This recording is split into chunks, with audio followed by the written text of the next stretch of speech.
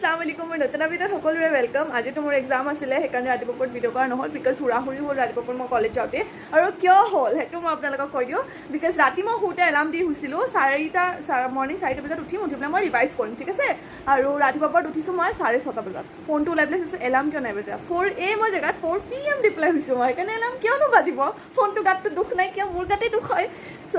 আৰু পুচকা খাব মন গৈছে হেকাৰণে যাও পাপৰটো আছে মানে পুচকা খোৱা যোনটো পাপৰটো থাকে হেতুটো পাপৰটোৱে ভাজিম আৰু পানী আৰু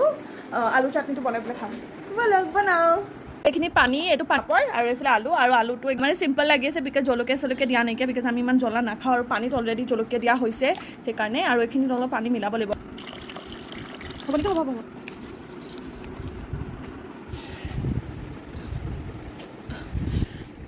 তোমাৰ টেঙা খোৱা বেয়া টেঙা মা টেষ্টি হোৱা নাই কিন্তু টেঙা বেছি জ্বলা নহয় টেঙা বেছি হৈছে